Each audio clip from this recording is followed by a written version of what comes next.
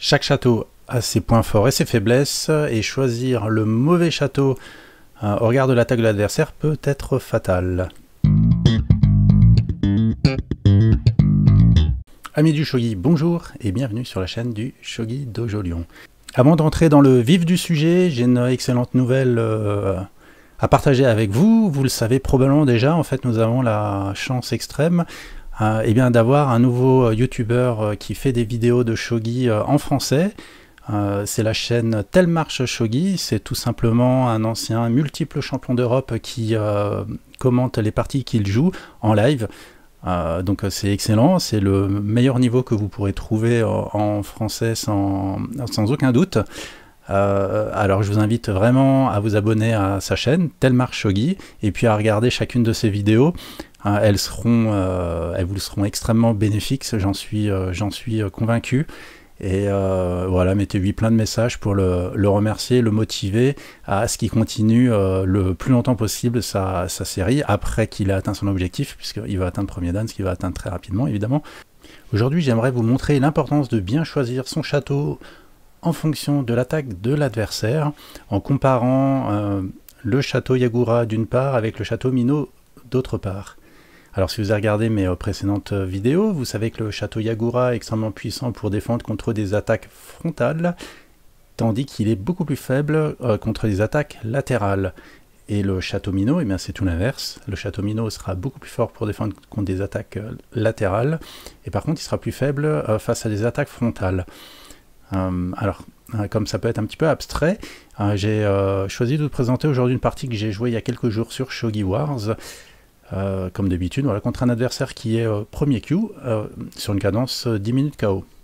Alors dans cette partie, j'ai l'impression que mon adversaire fait le choix du mauvais château dès le début de jeu, et je voudrais vous montrer pourquoi. Alors je suis goté, j'ai inversé le plateau comme d'habitude pour que ce soit plus visible pour vous et plus facile à suivre. À ce moment de la partie, j'indique que je joue tour opposé. Et pourtant, mon adversaire va poursuivre son développement du château Yagura. Alors le château Yagura, c'est cette formation avec les 3 généraux et idéalement le fou en supplément. C'est en fait une formation qui est extrêmement solide pour défendre contre des attaques frontales. En fait, moi, il se trouve que ma tour, elle a bougé. Elle est plus du tout sur la 8e colonne, elle est de l'autre côté du plateau. Donc en fait, même si l'ordinateur a l'air de considérer là que la position est tout à fait égale et jouable, moi à ce stade de la partie, j'ai l'impression, en tout cas à mon niveau, que mon adversaire se trompe un petit peu de château, dans la mesure où il surprotège la case 8-6, sauf que la case 8-6, je ne l'attaque absolument pas.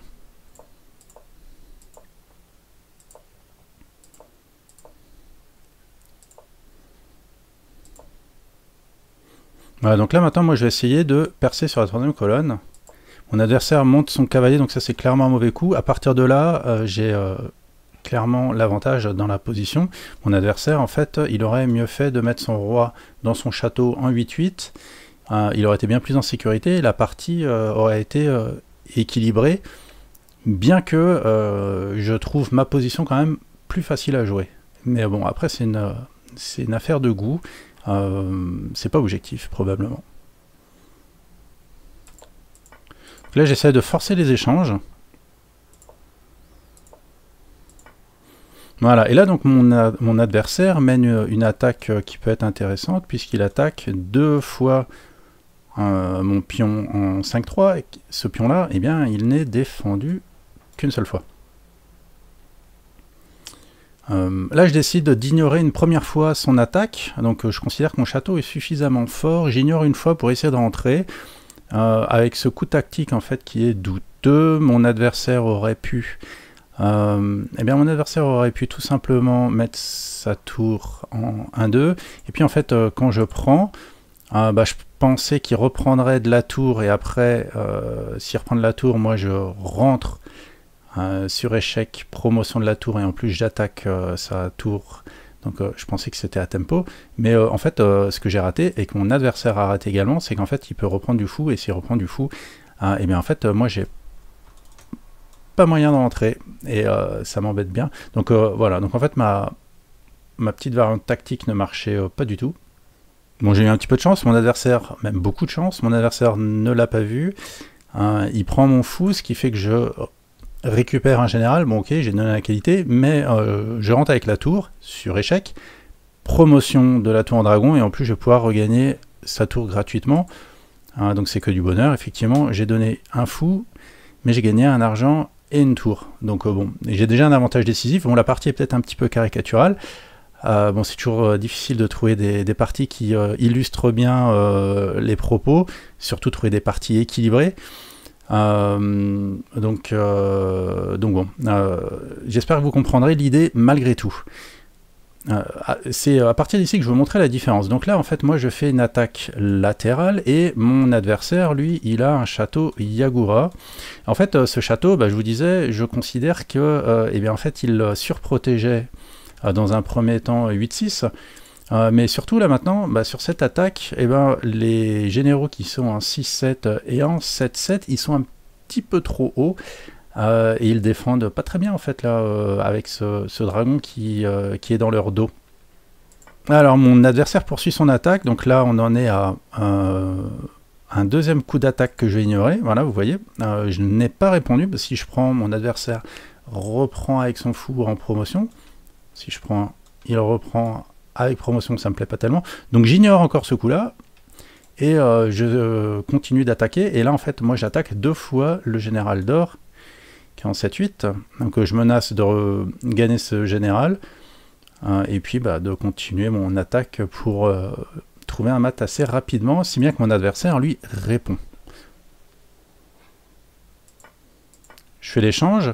Mon objectif, c'est de déshabiller le roi, le mettre tout nu, le déshabiller de ses gardes du corps, tout simplement.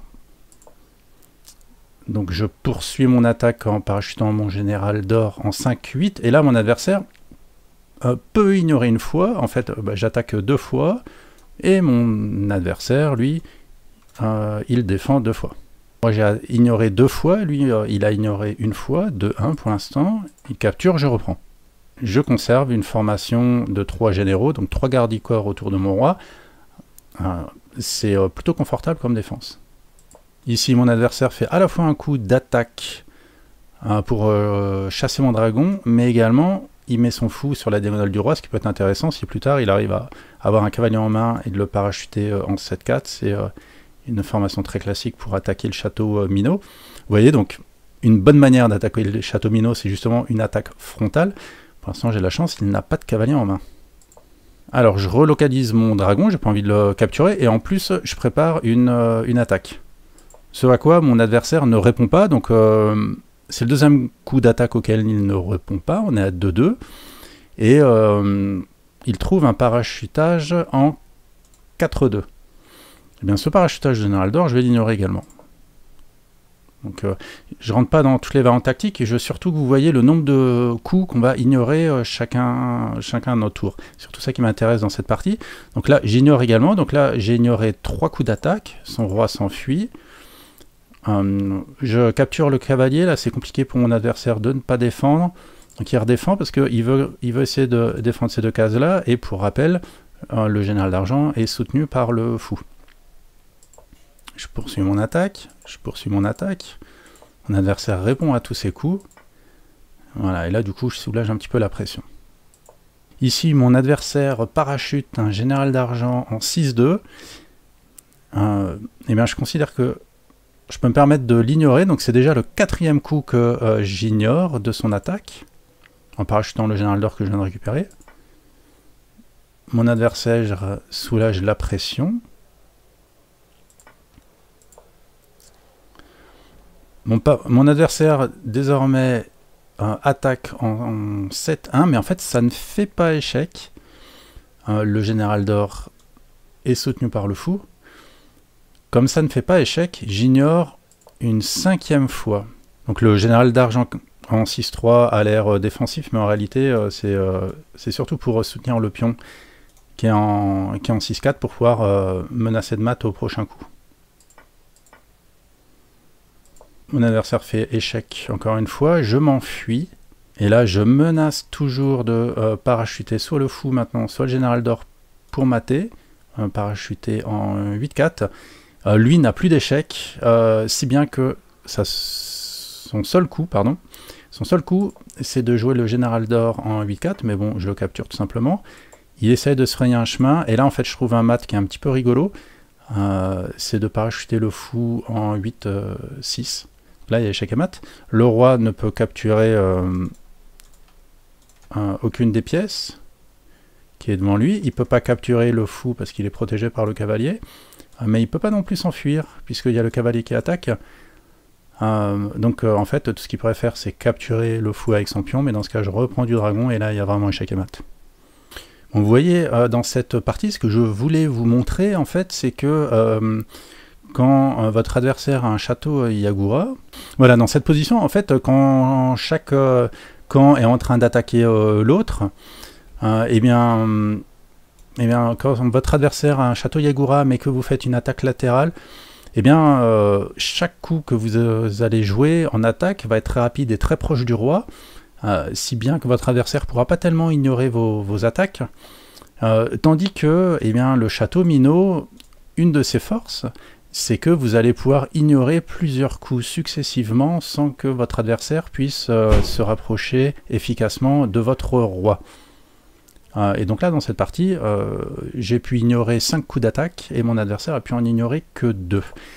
Voilà, donc c'était pas tellement les variantes tactiques que je voulais montrer, mais juste que vous ayez ça en tête, qu'une des forces du château Yagura, ça peut être qu'au moment clé, vous pouvez ignorer l'attaque tout simplement parce que c'est trop long pour l'adversaire de venir s'approcher de votre roi, alors que vous, chaque coup est très proche du roi très rapidement. J'espère que mon explication était claire et qu'elle vous permettra de mieux comprendre les forces et les faiblesses de chacun des châteaux. Il n'y en a pas un qui est meilleur que l'autre. Dans chaque situation, eh bien, chacun des châteaux aura ses avantages et ses inconvénients. Je vous invite à être vigilant, à bien choisir. Et c'est pas parce que vous avez étudié un château qu'il faut le jouer tout le temps. Il est probable parfois que dans certaines situations, il ne soit pas du tout adapté. Et au contraire, si vous vous rendez compte que votre adversaire a choisi un château qui n'est pas du tout adapté pour défendre contre l'attaque que vous menez, eh bien, je vous souhaite de prendre du plaisir à justement le punir et à le sanctionner en lui montrant qu'il s'est trompé de château.